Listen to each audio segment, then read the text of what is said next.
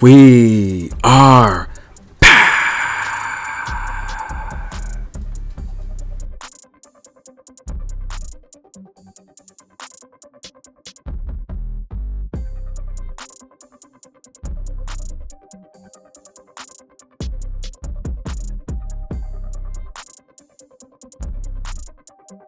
someone's O has to go. Let's get right into it, guys. We have a quarterfinal matchup. Who will make the semifinals? Will it be Paula Badosa or Coco Gauff? I think we're going to start things off with Paula Badosa, who's having an amazing tournament. She's back. Now, I posed the question last year, will Paula Badosa ever be a top 10 player? Well, she's back, ladies and gentlemen. She's there. That's right. Deep in this draw. Well needed, well deserved. Coming off of a 37 win season last year. Paula Badosa in the 23 season, very tough, brutal. Only 18 wins, 27 matches. She was injured for most of those. But I think she's back. She's found her mojo. And so far here in Australia, she took out Wong in straight sets. She took out Gibson in straight sets, Marta Kashuk in 3, and she took out Ogla in straight sets. Now, in terms of her strength of schedule, not too hard. I mean, Marta was really the big test that she had, and Marta's ranked 18th. She's been as high as 16th. That was a real good test for Paula Badosa. But overall, I want to take a look at Paula Badosa's last couple performances, right? 7 aces against Ogla. She won 82% of her first serves. She gave Ogla 3 opportunities to break, and Ogla converted on 2 of them. Now, overall, Paula Badosa, again, I don't think her schedule has been pretty strong. I mean, if you take a look at the match with Marta, where she was really tested, Marta had 17 opportunities to break Paula Badosa. That's way too many. We all know Paula Badosa cannot afford to give Coco 17 opportunities to break her. If she does, she will lose this match in straight sets, and it will be a blowout. She struggled to get her first serves in play, only 65% on the first serve, losing 43% on the second serve. Very sloppy match. A lot of errors out of Paula Badosa. Now, here's the thing. Marta Kashuk, she loves to come forward. She loves to take the ball out of the air, and she loves to speed opponents up. Coco can do that twice as good, but Coco can also baseline. She can also defend. Let's take a look at Coco and how she's done so far this tournament. If you think Coco Gauff, the future of tennis, can win the Australian Open, put $1 on her and you will win back 4. She has the 3rd best odds of winning the Australian Open behind Iga Swiatek. If you put $1 on her, you'll win back $1.60. But if you put $1 on Aryna Sabalenka, the overall favorite to win it, you will win back $1.50. Now, let's just take a look at these futures. Yes, they are disrespecting Coco, in my personal opinion. But if we take a deep dive, why are they disrespecting Coco so much? Well, it's quite simple. Aryna Sabalenka is the 2-time defending champion. She's on an 18-match win streak here. She's proven that she can win the Australian Open, even though her draws have been very easy. Much like Iga Swiatek's draw this year. You're kidding me. Just super duper easy. It's a cakewalk, right?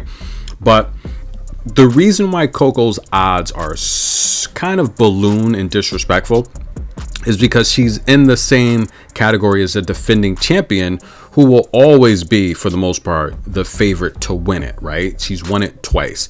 So that's why her odds are a bit inflated. However, you can make the case that she just beat Sabalenka in Saudi Arabia, knowing they are on a collision course.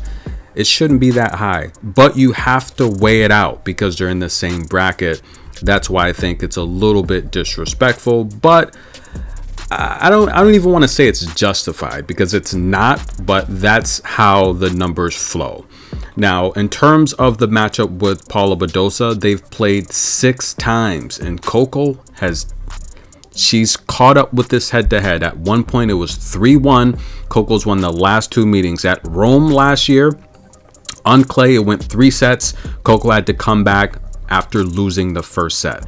In Beijing, where she would go on to win that championship, the semifinal matchup, guys. Both ladies in prime form, excellent shape, she would drop the first set again, but come back and win in 3. Now listen, here's the matchup breakdown with Paula Badosa. Paula Badosa, this is my personal opinion, it's fair criticism from watching her play. She's a front runner. Her stamina, if you drag her into 2 long, 3 long sets, her stamina's going to break down. Her stamina is just not that great. It's never been that great, but she has asthma. Now, I would say if Coco was meeting her in the round of 16 where she faced Ogla, after that long 3-set marathon match with Marta, I would say Coco probably gives her a breadstick in each set, or 6-2, 6-2, something like that. It's not going 3. But the short match against Ogla, a lot of recovery time. And you know she's besties with Sabalenka, so you know Sabalenka's giving her pointers. Not that they'll work, styles make fights, right? You can't necessarily do what Sabalenka sees or wants to do because it's 2 different playing styles. Sabalenka has a much stronger, powerful serve that Paula Badosa doesn't have, right? Paula Badosa's not blasting off, and Sabalenka isn't blasting off double-digit aces this tournament anyway, but Paula Badosa rarely does that, right? And very prone to a lot of break points. Coco, let's take a look at the Belinda Bencic matchup, right? This is insane to me. She lost the first set 7-5. She should have won the first set. I thought she started very slow. But she would win the second set 6-2 and the third set 6-1. She lost the first set by 2 games, and she would still win this match, ladies and gentlemen, by 7 service games.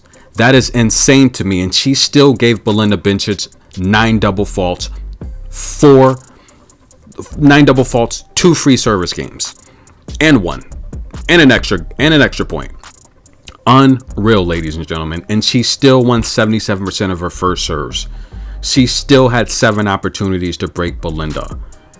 104 points won. She's an offensive juggernaut. Coco Gauff is just insane with her athletic ability, her defense, and I feel if she comes out and pushes the pace how she should against Paula Badosa, she's got to start fast. She can't find herself behind a set again, because then you give Paula Badosa confidence, anything can happen. However, I don't like the numerology Coco's been getting.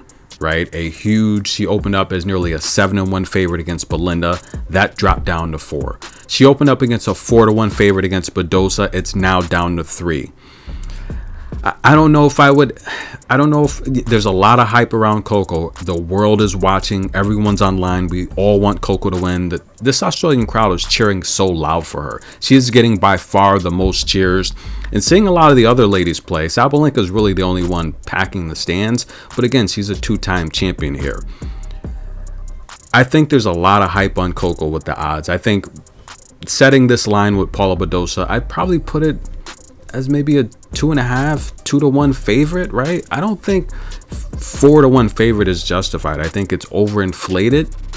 And once you start getting overinflated, that means there's a lot of people, the public is riding you, and things can go wrong when the public is backing you that heavy.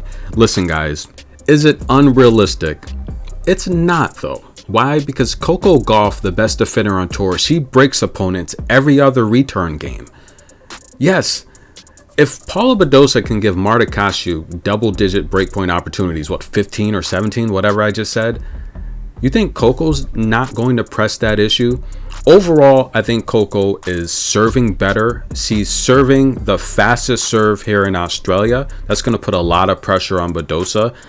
I think Coco's backhand is much better than Badosa's. I think Badosa right now, she's playing more solid with her forehand. I think that's going to be her only weapon. Like I said, she's going to have to attack the do side. She's going to have to make Coco beat her on the high side of the net.